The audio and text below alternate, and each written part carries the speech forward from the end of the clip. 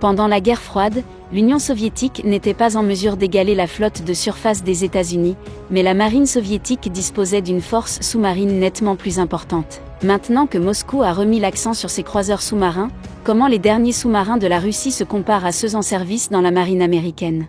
Le constructeur naval russe Sevmach a lancé le 3e sous-marin à propulsion nucléaire Yasen-M, le Krasnoïarsk. Au cours de l'événement, le sous-marin lanceur d'engins est sorti d'un hall de production pour se retrouver dans un bassin de remplissage d'où il sortira en mer pour des essais en usine et des essais d'état. Krasnoïarsk est le 3e des Yasen-M modernisés.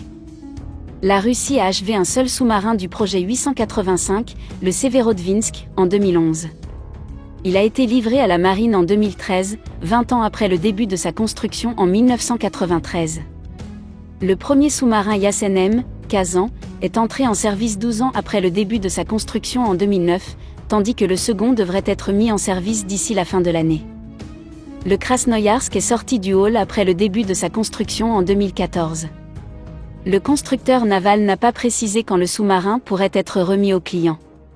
Les sous-marins Yasen-M déplacent 13 800 tonnes en immersion et sont équipés de 24 missiles antinavires Onyx, ou SSN-26, et de missiles de croisière d'attaque terrestre calibre SSN-27 en plus des torpilles.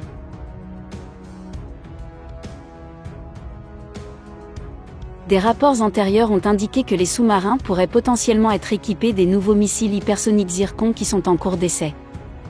La Russie a actuellement 5 autres sous-marins de cette classe en construction. Le projet 885M de la Russie. Développée à la fin des années 1980, la classe Yasen était initialement destinée à remplacer les sous-marins d'attaque à propulsion nucléaire vieillissants de la classe Akula de la Russie. Modernisé après l'effondrement de l'Union soviétique, le projet 885M a fait l'objet d'une importante mise à jour, avec des modifications de conception et des améliorations de performance. Les sous-marins peuvent atteindre une vitesse maximale de 65 km/h. Le Yasen-M est également doté d'une électronique de bord remaniée, d'une longueur totale légèrement réduite, et semble-t-il, d'un nouveau réacteur KTP-6 qui réduirait les niveaux de bruit du sous-marin. Les sous-marins à propulsion nucléaire sont armés de missiles de croisière 3M14K calibre PL et P800 Onyx comme arme de frappe de base, tandis que le Yasen-M possède 32 tubes verticaux pouvant accueillir 3 types de missiles. En outre, les sous-marins pourraient bientôt être armés d'un missile antinavire hypersonique 3M22 Zircon. Actuellement, 5 sous-marins du projet 885M sont à différents stades de construction au chantier naval Sevmach, dans le nord-ouest de la Russie, et le Krasnoïarsk, récemment sorti de l'eau, devrait être mis en service dans la flotte du Pacifique au cours de l'année prochaine, après la réception du Kazan, le premier sous-marin à propulsion nucléaire du projet 885M, qui a été remis à la marine russe le 7 mai 2021.